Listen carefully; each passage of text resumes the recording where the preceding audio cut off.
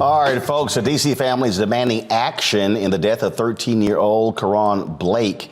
Blake was killed in Washington, D.C. on the 7th of January after a man thought the teen was tampering with cars. The unidentified man shot Karon, who later died at a local hospital. Though the shooter remains unnamed, Metropolitan Police say the shooter is black. The community is outraged at the police department. They have not released the suspect's name or charged him for what seems like a vigilante killing.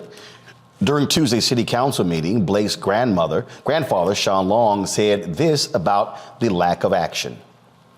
"I didn't know you could get a gun permit and shoot someone for messing with the car. I'm black. If I were to kill a white boy in that street, they would have put me in jail."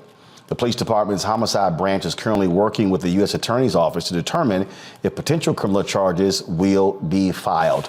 Matt, this is a strange story because you're basing it just what on the testimony of this man saying, "Oh, he looked like he was tampering with cars," and he hasn't been arrested. This is. People like, what the hell's going on? And I think they're justified in wondering that. I mean, this is pretty strange, particularly when you have a fatality for someone not to be taken into custody if they've given the police a version of events that seems questionable, right? Or seems like the police cannot corroborate. I will tell you, sometimes the effect of particular state law can affect this. For instance, in Texas, you can use deadly force to protect property. I mean, that sounds absurd, but that's the law here, right? So I've actually seen cases before where someone was not prosecuted because they confronted someone who was breaking into a car at night and they shot him. That actually happened a few years ago here with a DPS trooper. So it depends on the law. I don't know how it works in D.C., but the larger principle is— Now remember, because the issue with D.C. is that the U.S. Attorney's Office prosecutes. So you got a different sort of thing happening here. Right. But D.C. is obviously a federal district. There's federal law that applies, but right. D.C. has local laws that are prosecuted by a federal, federal authorities. Right. So the U.S. Attorney's Office there prosecutes local crimes. Every crime there is not a federal crime the same way it would be federal court in Texas.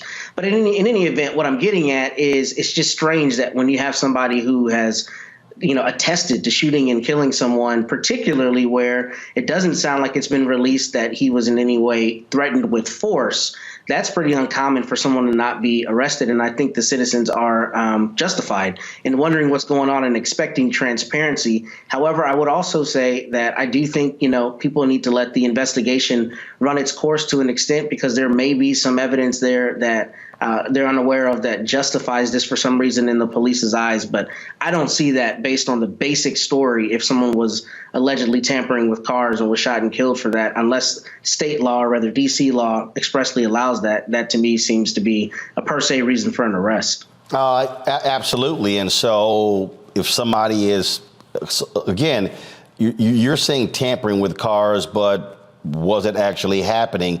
And then to shoot to kill. And so residents rightfully are outraged, Kelly.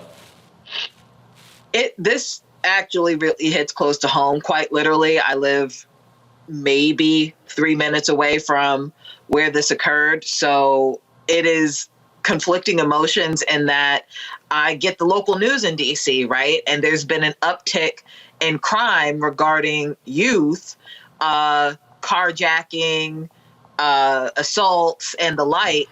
And then you have this uptick in gentrification where people who aren't necessarily from the DMV at all are moving into areas that were and still are predominantly Black, and taking that gentrification culture into these Black spaces. So how do you reconcile that? You need to hold the person accountable who shot this young boy, because that's who he is. I hear a lot of young man and this, that, and like, he's 13. He's a child. He's a young boy. And he died virtually for no reason, because no one should be dying over a car, period. I don't care who you are.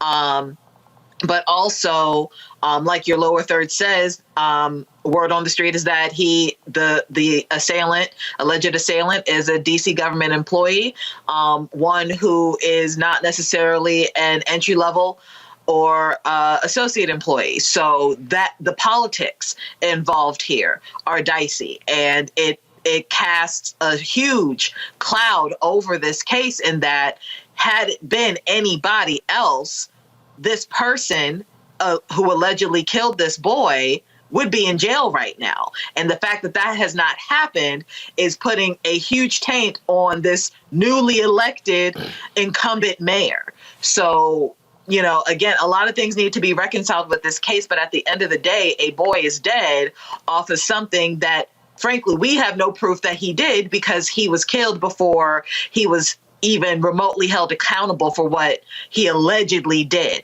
So my heart goes out to the family of Karon Blake. My heart goes out to the community of Karon Blake, the community that has surrounded him with love for the 13 years of his life that is no more because somebody decided to kill him over a car. And what we're dealing with a lot of people who are upset, Michael, people who are angry with crime in different places around the country. But to Kelly's point, it's when you have somebody's dead and you kill someone over a car.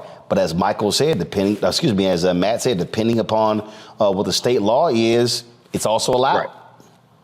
Yeah, because when we were first talking about state law, Texas first came to mind, because there was I heard a case a few years ago where, as long as my understanding, if the car is on your property, you can use lethal force. Yes. To, somebody's trying to break into your car. Yes. It doesn't matter if they're trying to get the moment they set foot on your property. Yes, you can use lethal force. Yes. Yes. In this case here, I read the piece from CBS News. There's still details that are missing. What prompted the person who shot and killed Karon Blake? How did things escalate to the actual shooter? And he is African American, by the way. OK, I think it was stated here. He is African American, the person who shot him. So, there are a lot of details that are missing. Now, from my experience, and especially here in the city of Detroit, if you have a situation where you have a shooting like this, usually the name of the person who did the shooting is withheld until charges are filed, generally speaking, from my experience with this. But hopefully all the facts come out. And if this person is guilty, if this was an unjust killing, then absolutely they should go to prison. If it's a situation where it was, I'm not saying it is self-defense, but I'm saying if evidence comes out and it was self-defense, okay, that's something different. But hopefully all of the facts will come out here so we know exactly what happened. And then, you follow the facts and hopefully justice will prevail.